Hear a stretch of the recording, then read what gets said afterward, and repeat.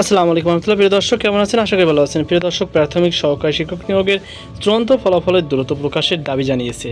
চলুন বিস্তারিত তথ্য জেনে নিই।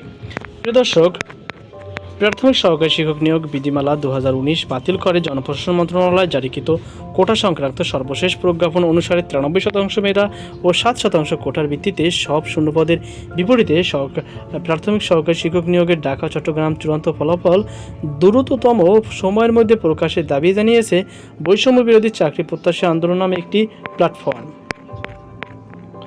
বৃহস্পতিবার 19 সেপ্টেম্বর রাজধানীর মিরপুর 2 নম্বরে অবস্থিত প্রাথমিক শিক্ষা অধিদপ্তরের সামনে মার্চ টু মিরপুর ডিপিই কর্মসূচি থেকে এই দাবি জানানো হয়। আন্দোলনকারী বলেন, গত 29 মার্চ প্রাথমিক সহকারী শিক্ষক নিয়োগের ঢাকা ও চট্টগ্রাম বিভাগে লিখিত পরীক্ষা হয়।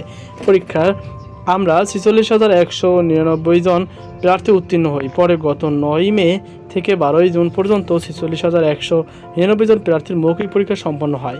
মৌখিক পরীক্ষা শেষ হওয়ার প্রায় 3 মাস সময় অতিবাহিত হলেও এখন পর্যন্ত ফল প্রকাশিত হয়নি।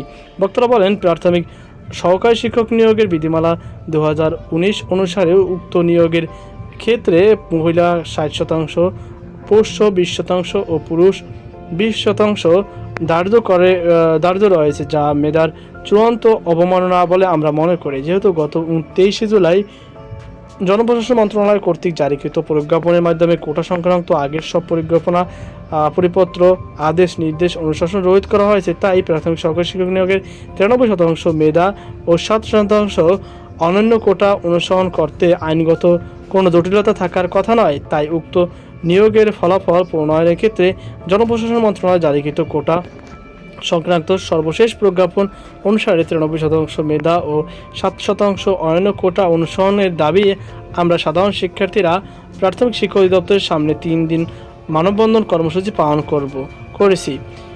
সরকারের প্রধান উপদেষ্টা আহ্বান করেছেন আন্দোলন পরিবর্তে লিখিতভাবে নিজেদের দাবি জানাতে। প্রধান উপদেষ্টার পরামর্শ অনুযায়ী মানববন্ধন কিংবা আন্দোলন পরিবর্তে আমরা মেধাভিত্তিক নিয়োগের দাবি জানিয়ে প্রাথমিক ও গণশিক্ষা মন্ত্রণালয়, জনপ্রশাসন মন্ত্রণালয়, আইন বিচার ও সংসদ বিষয়ক মন্ত্রণালয়ে স্মারকলিপি জমা দিয়েছি।